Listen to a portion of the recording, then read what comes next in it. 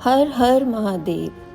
People की पूजा करने से क्यों मिट जाता है शनि का प्रकोप? जब किसी इंसान पर शनि देव की महादशा चल रही होती है तो उसे पीपल पूजा का उपाय ज़रूर बताया जाता है।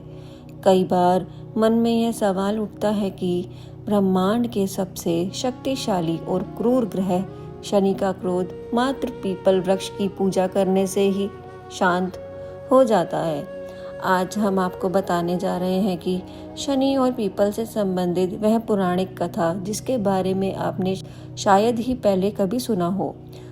पुराणों की माने तो एक बार त्रेता युग में अकाल पड़ गया था। उसी युग में एक कौशिक मुनि अपने बच्चों के साथ रहते थे। बच्चों का पेट न भरने के कारण मुनि अपने बच्चों को लेकर दूसरे राज्य में रोजी रोटी के लिए जा रहे थे। रास्ते में बच्चों का पेट न भरने के कारण मुनि ने एक बच्चे को रास्ते में ही छोड़ दिया था। बच्चा रोते रोते रात को एक पीपल के पेड़ के नीचे सो गया था तथा पीपल के पेड़ के नीचे रहने लगा था और वह पीपल के पेड़ के फल खाकर बड़ा होने लगा और कठिन तपस्या करने लगा था। एक दिन ऋषि नारद वहां से जा रहे थे।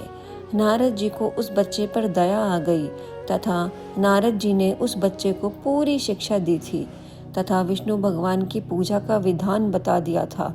अब बालक भगवान विष्णु की तपस्या करने लगा। एक दिन भगवान विष्णु ने आकर बालक को दर्शन दिए और विष्णु भगवान ने कहा कि हे बालक, मैं आपकी तपस्या से प्रसन्न हूँ, आप कोई वरदान मांग लो। बालक ने विष्णु भगवान से सिर्फ भक्ति और योग मांग लिया था। अब बालक उस वरदान को पाकर पीपल के पेड़ के नीचे ही बहुत बड़ा तपस्वी और योगी हो गया। एक दिन बालक ने नारद जी से पूछा कि हे प्रभु, हमारे परिवार की यह हालत क्यों हुई? मेरे पिता ने मुझे भूख के कारण छोड़ दिया था और आजकल वो कहाँ हैं?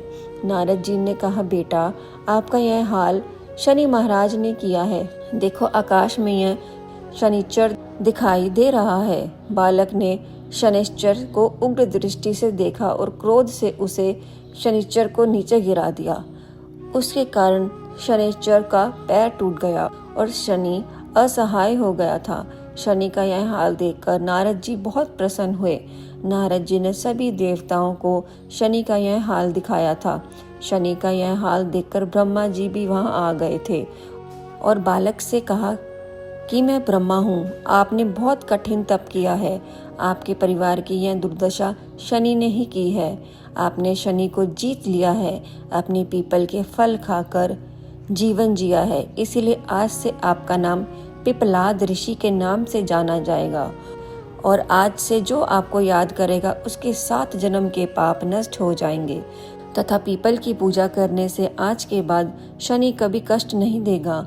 ब्रह्मा जी ने पीपलाद बालक को कहा कि अब आप इस शनि को आकाश में स्थापित कर दो। बालक ने शनि को ब्रह्मांड में स्थापित कर दिया तथा पीपलाद ऋषि ने शनि से यह वादा लिया कि जो पीपल के वृक्ष की पूजा करेगा उसको आप कभी कष्ट नहीं देंगे। शनिश्चर ने ब्रह्मा जी के सामने यह वादा ऋषि पीपलाद को दिया था।